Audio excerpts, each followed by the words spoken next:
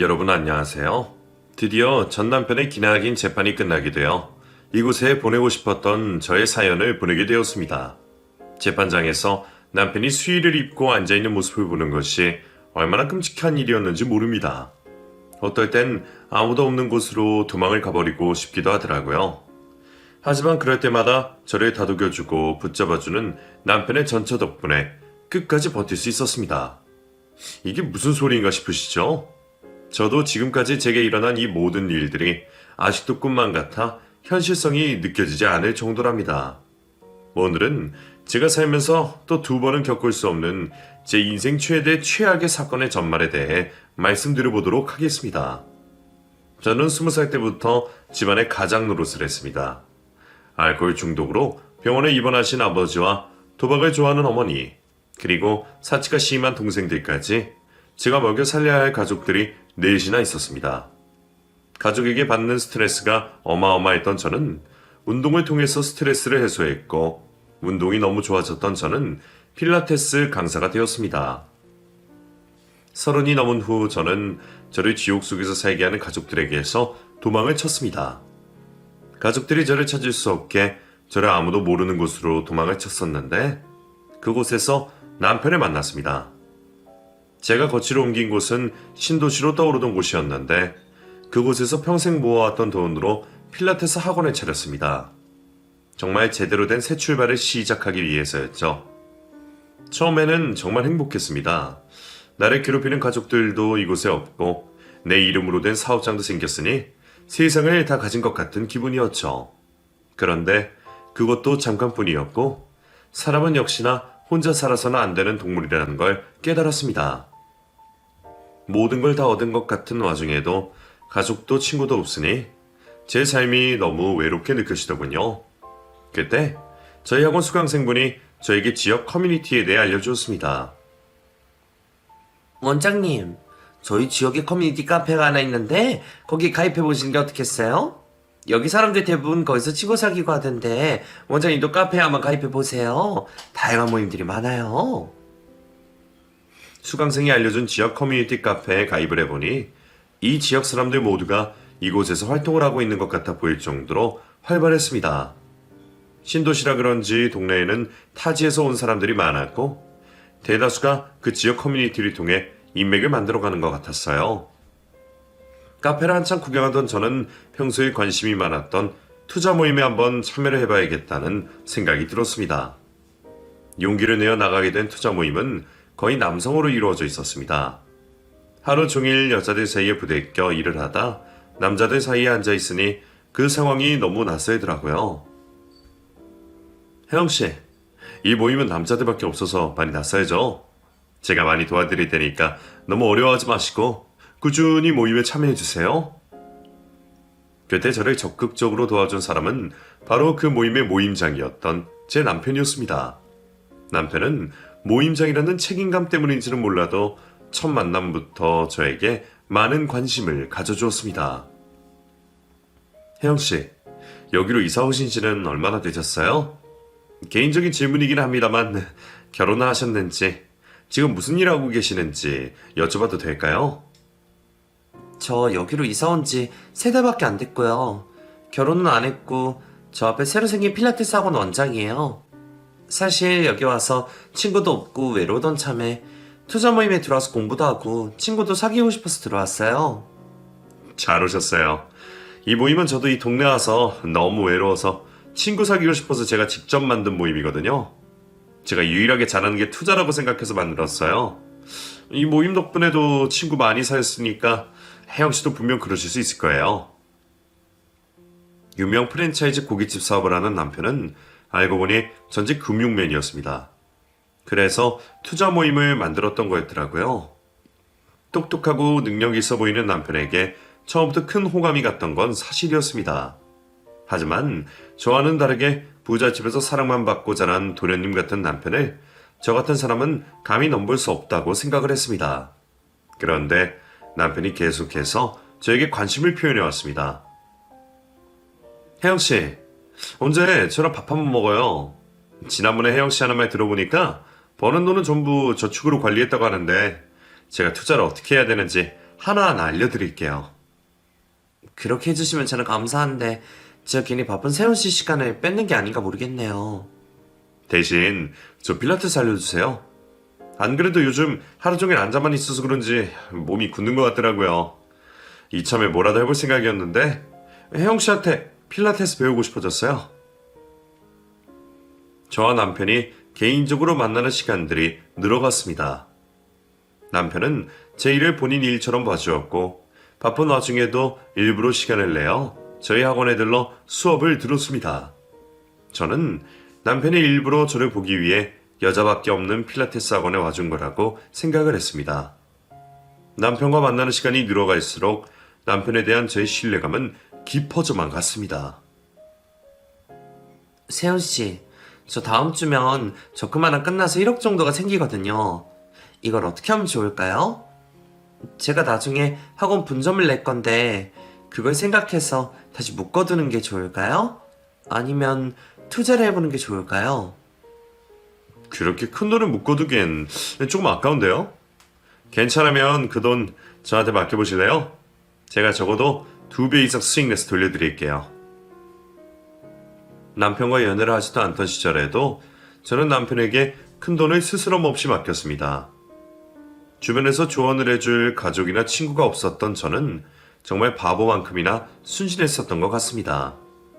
그때 저는 남편을 의심하기는커녕 남편에게 맡기는 돈의 액수가 커질수록 남편을 더 의지했었습니다.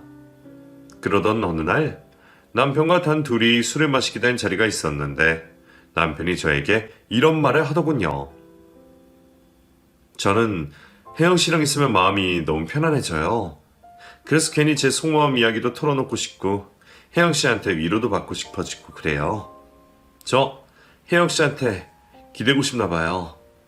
그래도 괜찮을까요? 그러면서 남편은 자신의 아픈 과거에 대해 저에게 털어놓기 시작했습니다. 사실 저는 가족들을 피해서 여기로 도망온 거예요. 그래서 가족들은 지금 제가 죽었는지 살았는지 어떻게 살고 있는지도 모르고 있을 거예요. 세훈씨가요?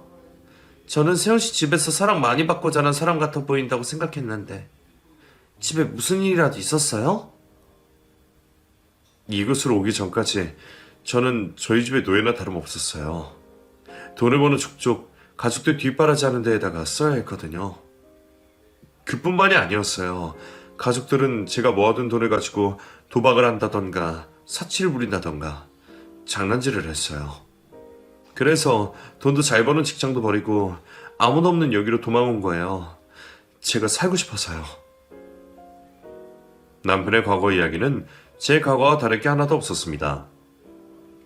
남편의 이야기를 듣고 있으니 온몸에 소름이 돋더군요. 투자 모임도 여기서 혼자 지내는 게 너무 외로워서 만든 거잖아요. 제가 잘하는 게 투자니까 그걸 이용해서 친구를 사귀고 싶었거든요. 물론 투자 모임에 오는 사람들은 다 저에게서 투자 정보를 빼가려고 온 사람들이라 진정한 친구를 사귈 수는 없었지만 그래도 이렇게 혜영 씨라도 만나게 돼서 얼마나 다행인지 몰라요. 세훈씨, 세훈씨가 그런 아픔을 가지고 있는 사람인지 몰랐어요. 저는 세훈씨를 저랑은 다른 세상의 사람이라고 생각을 했거든요. 근데 어쩜 저랑 그렇게 비슷한 삶을 살아오신 건지 너무 마음이 아프네요. 사람 사는 거 다 똑같아요. 사실 혜영 씨 처음 봤을 때도 혜영 씨도 여기 있는 사람들처럼 저한테 정보만 빨아먹으려는 사람이겠구나 했는데 저를 믿고 신뢰해주는 모습을 보면서 혜영 씨는 다르다는 걸 느꼈어요. 고마워요, 혜영 씨. 인연은 어떻게든 만난다고 하더니 그땐 제가 꼭 만났어야 될 인연이 남편이라고 느껴졌습니다. 남편의 과거 이야기를 들은 저도 남편에게 저의 과거 이야기를 들려주었어요. 그러자 남편이 제 손을 잡고 말했습니다.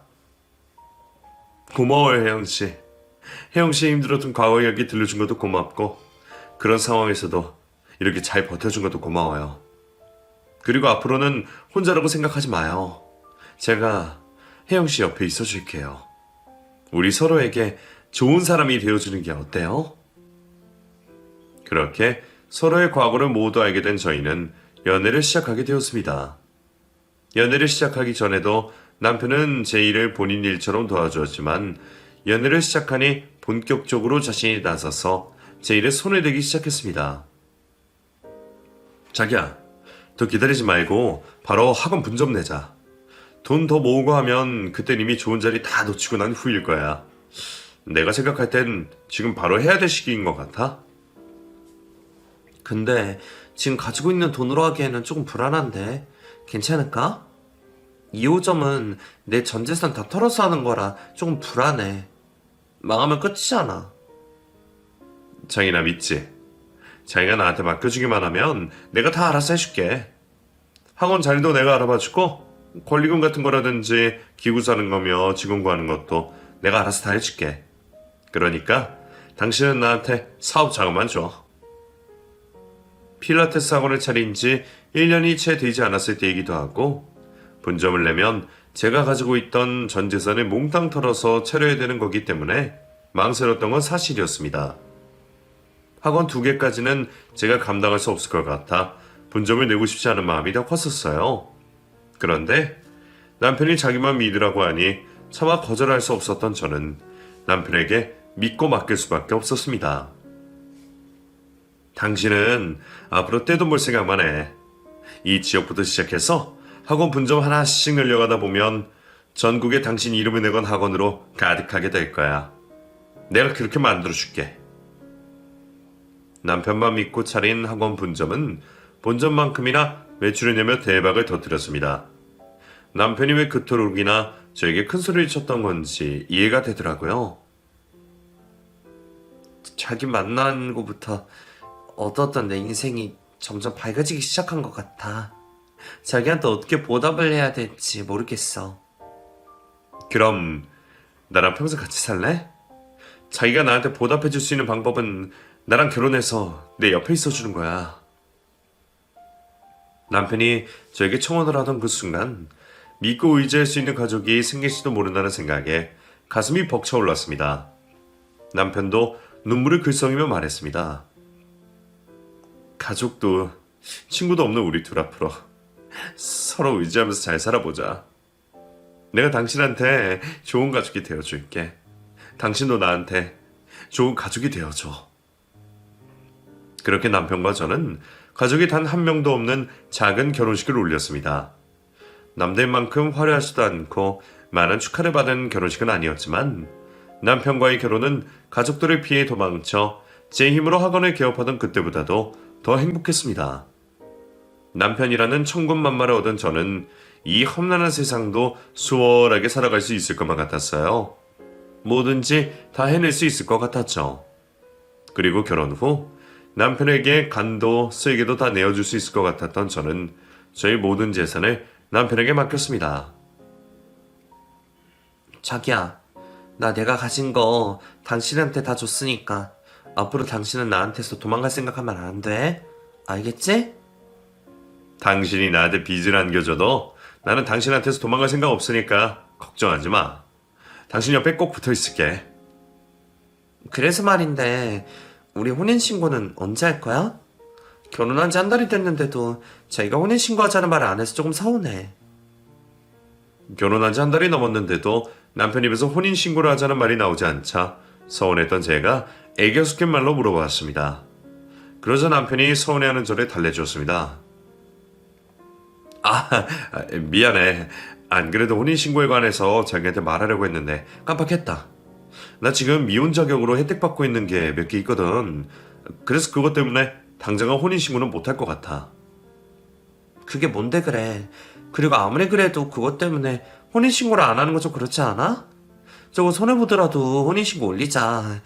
그리고 잘 찾아보면 신혼부부나 기혼자 혜택도 많을 거야. 자기야, 나 돈에 되게 깐깐한 사람인 거 알지? 나는 평생 단 1원도 손해 안 보고 살아온 사람이야. 우리 당장 혼인신고 안 해도 문제될 거 없으니까 금전적으로 손해를 안 보는 쪽으로 하자. 미안해. 금전적인 손해를 보고 싶어 하지 않은 남편은 끝까지 혼인신고를 올릴 수 없다고 했습니다. 그래서 제가 좀 더 기다려주기로 했어요. 사실 혼인신고를 하지 않아도 저희는 명백한 부부였고 사실혼이었으니 그건 크게 걱정되지 않았습니다. 혼인신고를 올리지는 못했지만 남들과 다를 것 없는 행복한 신혼생활을 즐기고 있을 때였습니다. 남편이 갑자기 또 학원 분점에 관한 이야기를 꺼내 들었어요. 자기야, 우리 학원 사무 좀 낼까? 부동산 하는 내 친구 녀석이 좋은 자리가 하나 생겼다고 연락이 왔더라고. 그 자리에서 하면 무조건 대박 난다고 하는데 우리 그 자리 놓치지 말자. 우리 2호점 낸 지도 얼마 안 됐는데 또 3호점을 낸다고? 돈도 돈인데 나 학원 2개 운영하는 것만으로도 이미 너무 힘들어. 3개까지는 내가 못할 것 같아. 학원 2개 더 벅찼던 저는 아무리 좋은 기회라도 학원을 3개까지 내고 싶진 않았어요. 제가 남편에게 거절을 하자 남편이 저를 조르기 시작했습니다. 그래도 여보, 이렇게 좋은 기회를 날려버릴 수는 없잖아. 이거 놓치면 다른 사람 잘 되라고 도와주는 꼴밖에 안 된다고. 그래도 내가 힘든데 어떡해. 솔직히 나는 사업에 소질 있는 사람도 아니고 돈 때문에 욕심내다가 다 이럴까봐 무서워. 당신이랑 나랑은 달라. 그럼 이렇게 하자. 당신이 사무점 차릴 돈만 나한테 줘. 그럼 내가 사무점을 책임지고 관리할게. 어때? 앞으로 내는 학원 분점 내가 다 관리할 테니까 당신은 당신 이름만 빌려주면 돼. 남편이 이미 고깃집 프랜차이즈를 크게 성공시켜뒀기 때문에 사업적으로 남편을 의심할 여지가 없었습니다. 그리고 남편이 돈이랑 제 이름만 빌려주면 자기가 다 알아서 하겠다고 하니 사실 제가 손해볼 건 없었습니다. 결혼까지 한 마당에 누구 이름으로든 재산을 더 불리는 건 좋은 거였으니까요. 알겠어. 그럼 앞으로 내는 학원은 당신이 책임지고 운영하는 걸로 해. 대신 무리하게 해서 지금 하던 것도 망하게 해서는 안 돼. 알겠지? 당연하지. 당신 나 못 믿어?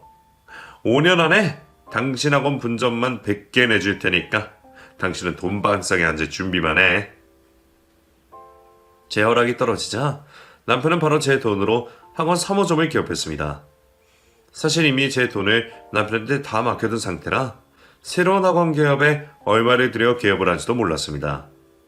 남편이 알아서 하는 거라 관심도 없기도 했고 그때 저희 최대의 관심사는 단 하나, 바로 혼인신고였습니다. 남편이 3호점도 무사히 개업을 하고 어느 정도 자리를 잡은 것 같을 때 저는 다시 혼인신고 이야기를 꺼냈습니다. 자기야, 우리 혼인신고는 언제 해? 이러다 1년 넘기겠어. 난 어서 빨리 당신이랑 법적으로도 부부가 되고 싶어. 혼인신고 그게 뭐가 급해서 그래? 요즘 다들 혼인신고는 늦게 하거나 아예 안 한다고 하더라. 우리도 그냥 애 생겼을 때나 꼭 필요할 때 하자. 왜 그래? 당신 나랑 혼인신고하기 싫어서 그래? 우리 서로한테 가족이 되어주자며 당신은 말로만 그런 거야? 내가 지금 미혼자 자격으로 받고 있는 혜택을 돈으로 환산하면 몇 억은 돼서 그래. 나 혼인신고하면 하고 있는 일에도 지장 가는 게 몇 개 있어서 그러니까 당신이 나 좀 이해해줘. 혼인신고가 왜 당신 하는 일에 문제가 되는데 정말 도통 이해를 할 수가 없네? 이해하지 못하는 저의 말에 남편이 저를 무시하듯 말했습니다. 당신은 동네 필라테스 학원 한두 개만 운영하니 잘 모르겠지.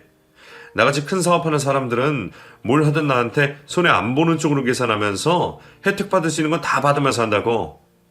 그리고 당신한테 설명해도 당신은 못 알아들을 거야. 내가 그렇다면 그런 줄로만 알아. 남편이 저를 무시하는 게 화가 나기는 했지만 사실 제가 사업에 무지한 건 사실이었으니 더 따지고 들 수는 없었습니다. 똑똑한 남편이 하는 일에는 다 그럴 만한 이유가 있을 거라고 생각을 하기로 했어요. 그리고 계속 혼인신고에 집착을 하면 저만 이상한 사람이 되고 저만 힘들어지는 것 같아 남편과의 혼인신고는 포기하기로 했습니다. 어차피 임신을 계획하고 있었으니 그때에도 늦지 않을 거라고 생각을 했었죠. 남편과 제가 세상의 모든 돈을 쓸어 담겠다는 의지로 각자의 사업에 열중을 하며 지내고 있을 때였습니다. 남편이 저녁을 먹으러 가자며 남편이 운영하고 있는 고깃집으로 저를 불렀습니다. 자기야, 미안한데 잠깐 카운터 좀 봐줄래? 갑자기 세무사님이 근처에 오셨다고 이야기 좀 나누자고 해서 말이야. 세무사님만 잠깐 뵙고 올게. 미안해? 남편이 잠깐 자리를 비워야 된다며 저에게 카운터를 맡기고 나갔습니다. 평소 남편이 자기가 일하는 곳엔 저를 잘 데리고 와주지 않았기 때문에 제가 신기해하며 카운터 이곳저곳을 구경하고 있었습니다. 그러다 서랍 하나를 열어보게 됐는데 그곳에서 이상한 우편물을 발견하게 됐어요. 바로 정신병원에서 날라온 우편물이었습니다. 도대체 정신병원에서 왜 남편에게 이런 우편을 보낸 건가 싶어 저는 궁금증을 찾지 못하고 우편물을 열어보았습니다. 남편의 이름이 어떤 여자의 보호자로 적혀 있는 걸 발견한 순간 남편이 가게 안으로 들어왔습니다. 여보, 많이 기다렸지? 세무사님이 실수한 게 있으셔서 그거 처리하느라 시간이 좀 걸렸어. 우리 이제 밥 먹으러 가자. 저는 남편이 보지 못하게 남편 앞으로 온 정신병원 우편물을 제 가방에 쑤셔 넣었습니다. 남편과 저녁 식사를 하는 동안 남편에게 이게 뭐냐고 물어볼까 고민을 하다 일단은 남편을 떠보기로 했습니다. 자기야, 우리 결혼한 지 이제 1년 정도 됐잖아.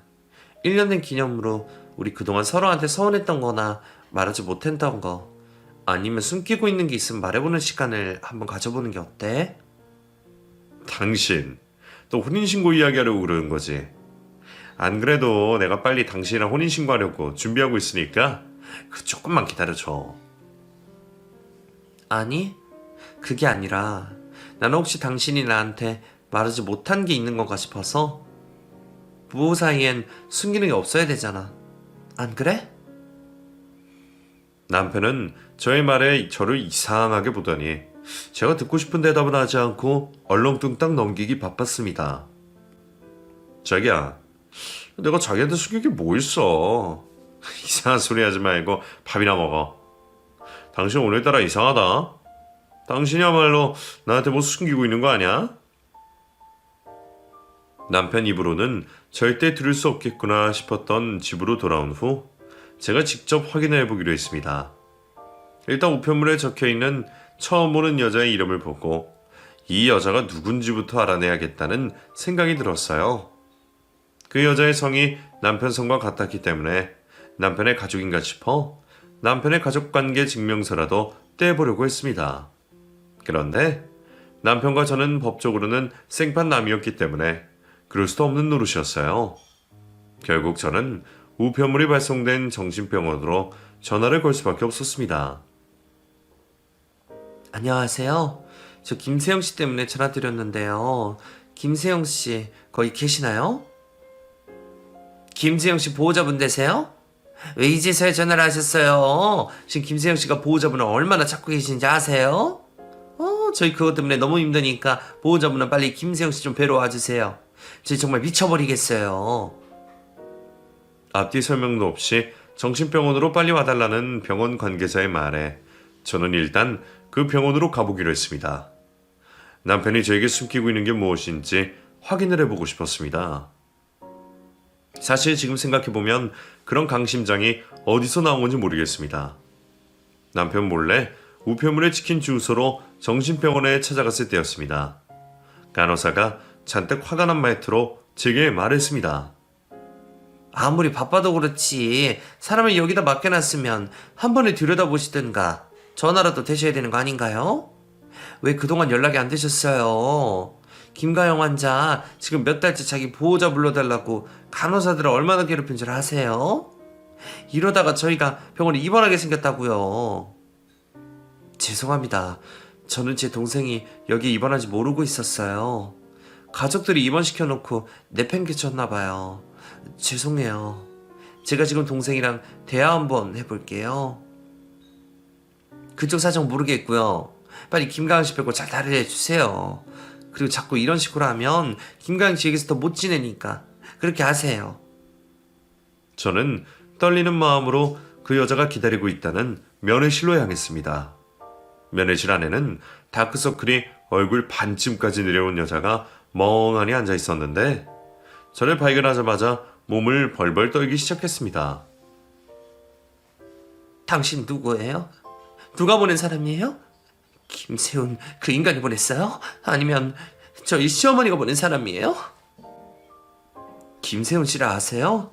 저 김세훈 씨 아내 되는 사람인데요. 저희 남편 가게로 이런 우편물이 왔길래 그쪽이랑 저희 남편 무슨 사이인지 알고 싶어서 왔어요. 무슨 소리예요? 제가 김세훈 씨 아내 되는 사람인데요. 제 남편의 아내라고 말하는 여자의 말에 저는 이 여자가 정말 미쳐서 여기 있는 게 맞구나라는 생각을 했습니다. 제가 잘 찾아온 것 같아 면회실을 나가려고 하자 그 여자가 저희 뒤통수에다 급박한 목소리로 말했습니다. 저 정신 멀쩡해요. 빨리 도망치세요. 당신도 정말로 지금 김세훈 씨 아내라면 도망치셔야 돼요. 저의 발목을 잡는 남편의 아내라는 사람의 말에 결국 저는 그 여자의 앞에 앉아 자리를 잡고 앉았습니다. 무슨 소리를 하는지 더 들어봐야 될 것 같았어요. 그 여자의 말대로 그 순간 그 여자가 정말 멀쩡해 보였습니다. 지금 무슨 소리를 하고 계시는 거예요? 저 김세훈 씨랑 결혼한 지 1년 정도 됐는데요. 그쪽이 제 남편 아내라니 그게 다 무슨 소리냐고요. 저는 이미 5년 전에 김세훈 씨랑 결혼식을 올렸어요. 그리고 김세훈 씨가 2년 전에 저를 여기다 가둬 놨고요. 그 인간 사기꾼이에요. 그러니까 도망가세요. 정신병원에 입원한 사람의 말을 믿어도 될지 의심하던 찰나였습니다. 남편에게서 전화가 걸려왔습니다. 제가 전화를 받아야 되나 고민을 하자 남편의 전처가 전화를 받아보라고 했습니다. 제가 전화를 받아들자 남편은 이미 다 알고 있다는 듯이 말했습니다. 당신이 가게 카운터에 있던 정신병원 우편물 가져갔어? 없어졌길래 CCTV 돌려보니까 당신이 챙기는 모습이 찍혀있더라고요. 남의 물건에 손대고 뭐하는 짓이야? 당신이 나한테 속이고 있는 게 있어 보여서 그랬어. 그리고 나 지금 누구 만나고 있으니까 나중에 이야기해. 당신, 그래서 그날 나보고 숨기고 있는 게 있냐고 물어본 거구나? 내가 다 설명할 테니까 이따 당장 집으로 와. 당신 설마 그 병원에 가 있는 거 아니지? 내가 거길 왜 가? 그래 나 지금 밖이라니까? 이따가 내가 다시 연락할게. 끊어. 나 지금 그 병원에 전화해서 당신 왔는지 확인해 볼게. 그리고 당신 거기에 있는 거 확실하면 쫓아내려갈 테니까 그런 줄 알아. 남편과 통화를 끝내고 나니 남편이 너무 무섭게 느껴지더군요. 저도 남편에게 큰 화를 당할 것 같은 불길한 예감이 들렸습니다. 이제 어떻게 해야 되나 걱정이 되더군요. 제가 너무 큰 일을 저지른 것만 같았습니다. 그 사람 저 여기 있는 거 눈치채고 병원으로 전화를 건다고 하네요. 어쩌죠? 시간이 얼마 없는 것 같아. 빨리 설명드릴게요.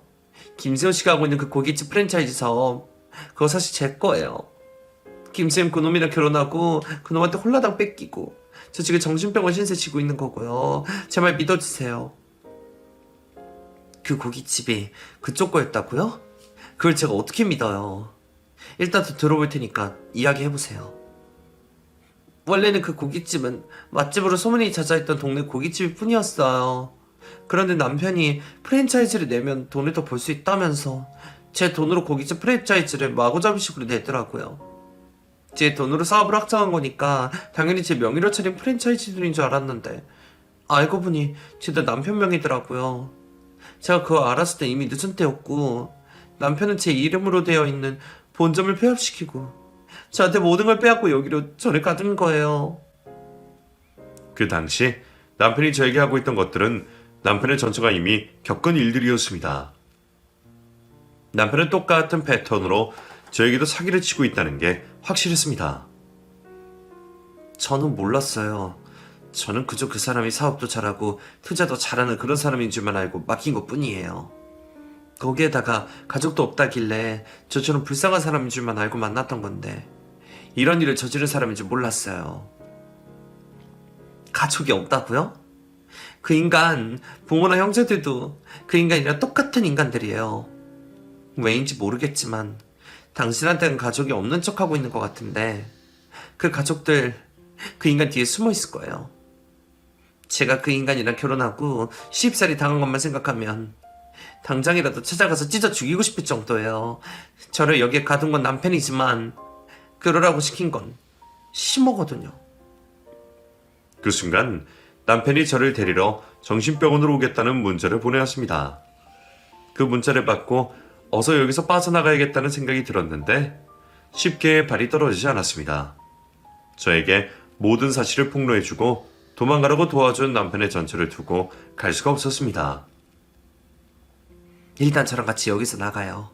그 인간이 그쪽한테 또 어떤 짓을 벌일지 몰라요. 병원에는 제가 그쪽 언니라고 말해놨으니까 퇴원시켜 줄 거예요. 어서요. 저는 남편의 전처를 데리고 병원에서 빠져나왔습니다. 그리고 남편의 전처를 가족들 품으로 돌려보내 주었습니다. 딸의 행방을 모르고 지내셨던 남편의 전처 부모님은 2년 만에 보는 자신의 딸을 껴안고 통곡을 하셨습니다. 엄마, 아빠, 걱정 많이 했지. 김서방이 나를 정신병원에 입원시켜서 엄마 아빠한테 연락도 못했던 거야. 그동안 나 원망 많이 했지. 내가 정말 미안해. 나는 정말로 네가 우리를 영 끊고 살려고 하는 건 줄 알았다. 김서방 그놈이 네가 우리 꼴 보기 싫어한다고 연락하지 말라고 하길래 그만 철수까지 믿고 너를 미워하고 지냈었는데 우리 딸이 이런 꼴에 당하고 있을 줄이야. 이름 어쩌면 좋냐. 알고 보니 남편의 전처 처가댁 식구들도 남편에게 속고 지낸 듯 했습니다. 남편의 전처를 무사히 집으로 돌려보낸 후 혼자서 남편을 보기 무서웠던 저는 일단 몸을 숨겼습니다. 그러자 남편이 그동안 숨겨온 본 모습을 드러내기 시작했습니다. 야, 너 김가영 어디로 빼돌렸어? 너 진짜 미쳤냐? 죽기 싫으면 당장 집으로 튀어와.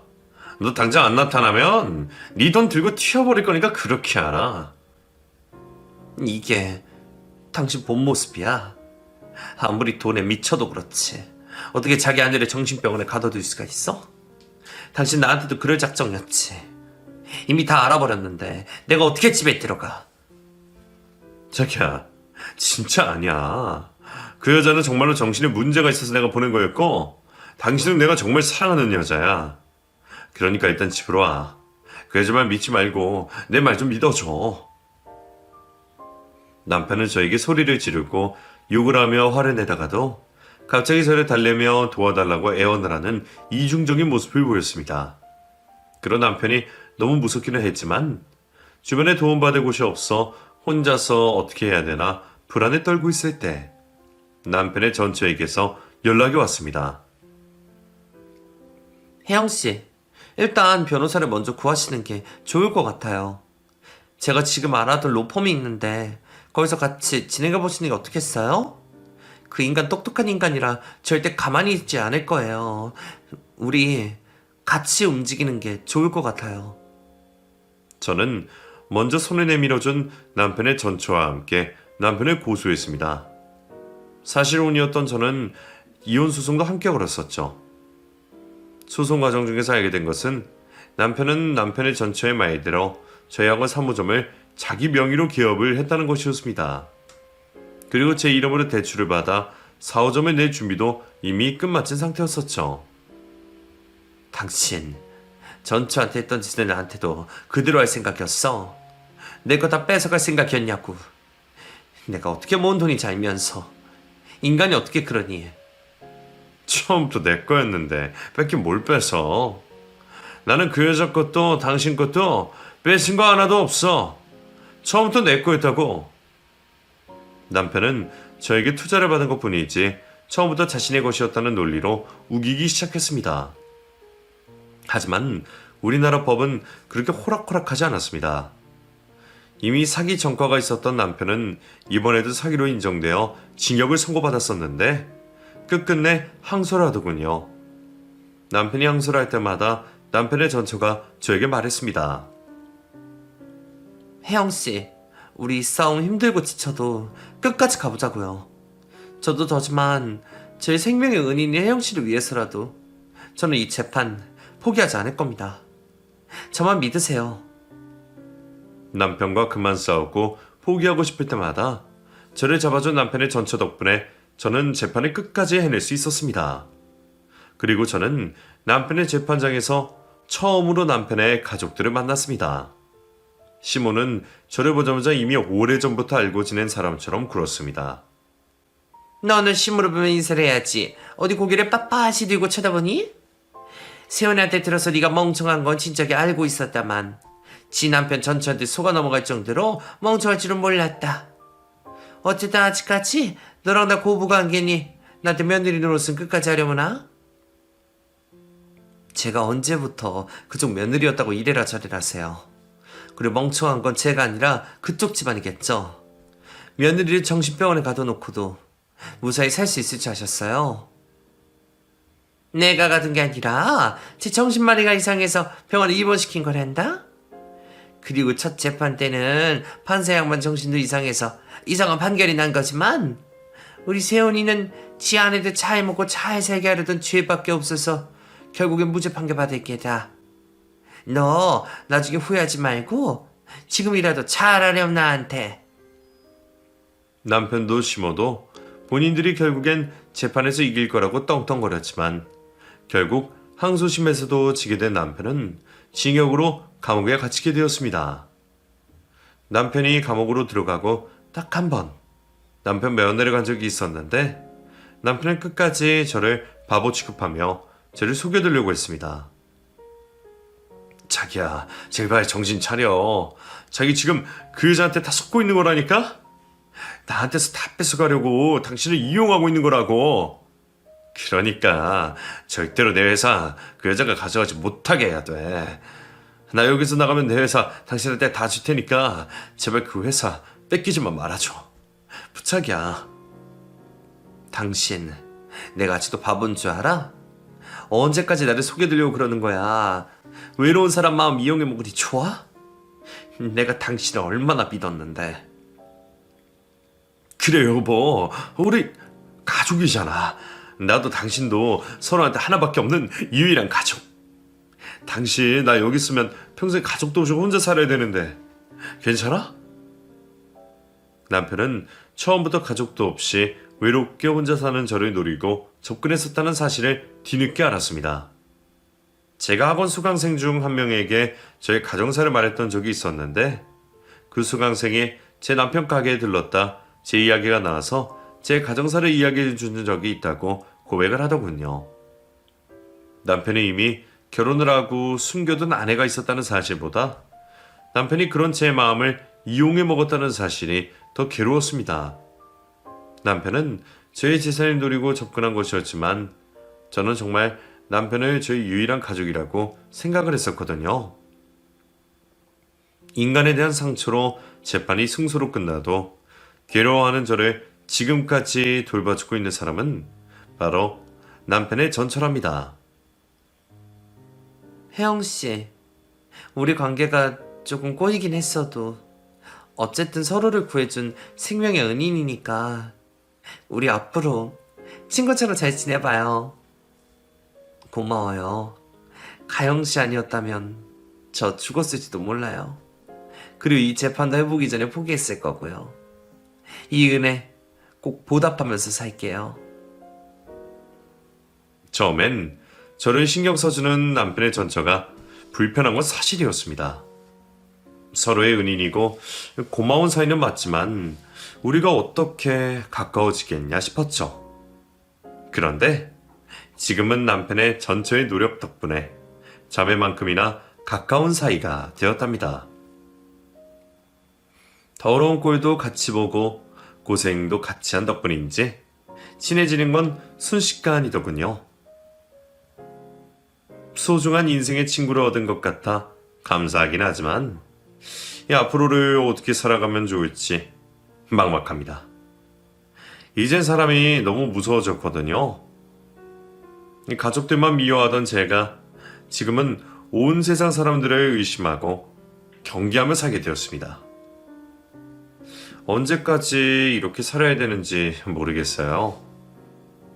한 치 앞도 보이지 않아 너무 무섭습니다.